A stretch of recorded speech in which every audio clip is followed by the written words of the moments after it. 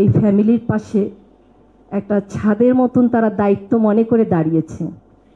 আমি আশা করব তারা যেন যুগের পর যুগ যারা কালের কণ্ঠে বসুন্ধরা গ্রুপে কাজ করছেন তাদেরকে যেন ছায়ার মতন করেই তারা রাখেন। অর্থ আপনারা দিয়েছেন না চাইতেই, এটা কখনো কল্পনা করিনি। আমার মনে হয় কোনো বাবা মা এটা কল্পনা করে না, কিন্তু না চাইতেই দিয়েছেন। এটা যেমন অনেকের জন্যই যেমন প্রয়োজন, অবশ্যই প্রয়োজন। আমার ছেলের একটা ছোট সন্তান আছে, 5 বছর বয়স পড়ল। আপনারা দোয়া করবেন যেন আপনাদের এই অর্থ আমার ওই নাতনির জীবনে যেন ভালো কিছু বয়ে আনতে পারে। দাঁড়িয়ে কথা বলার জন্য এরা জীবন দিয়েছে।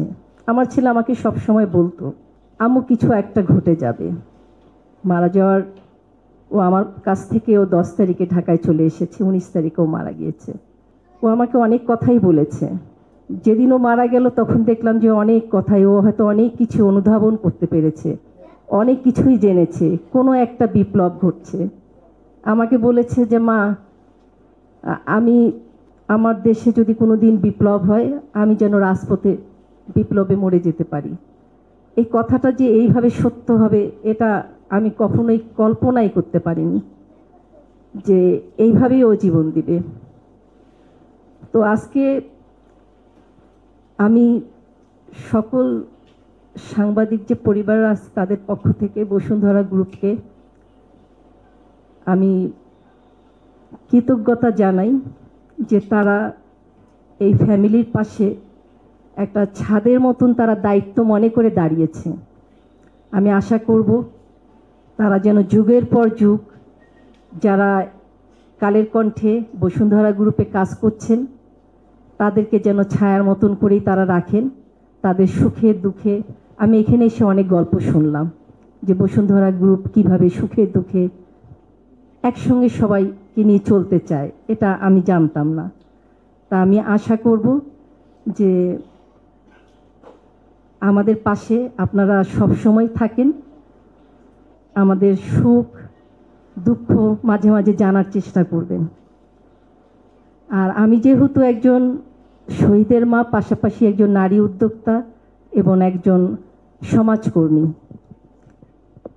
আমি সেই হিসাবেই দাবি করব যে কখনো যদি আমি আপনাদের শরণাপন্ন হই ভালো কাজের জন্য, দেশ সেবার জন্য, আপনারা যদি আমাকে আপনাদের পাশে কোনো কাজের সঙ্গে রাখেন আমি অন্ততপক্ষে খুশি হব। আমার সন্তানও হয়তো খুশি হবে। আমার সন্তান সবসময় আমার কাজটাকে খুবই উৎসাহ দিত, কারণ আমি আমার সব কিছুতে আমি নিজেকে উৎসর্গ দিয়েছি। তো বসুন্ধরা গ্রুপের যিনি চেয়ারম্যান, আমিও তাকে আপনাদের মাধ্যমে কৃতজ্ঞতা জানাই।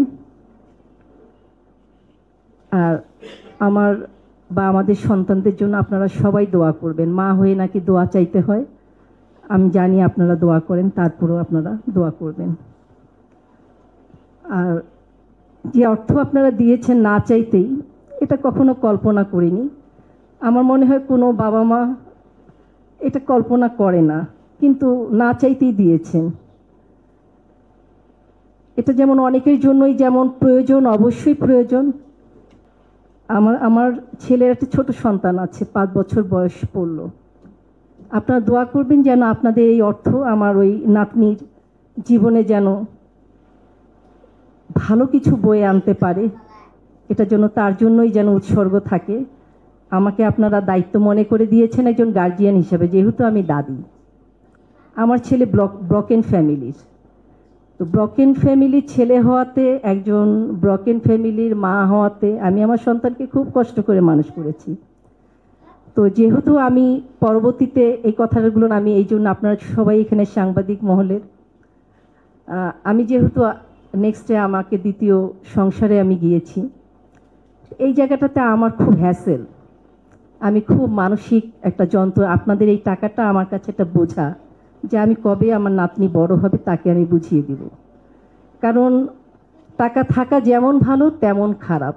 টাকার কারণে আজকে অনেক সম্পর্কগুলো টাকার জন্য যখন উঠে আসে, এটা অনেক দুঃখজনক।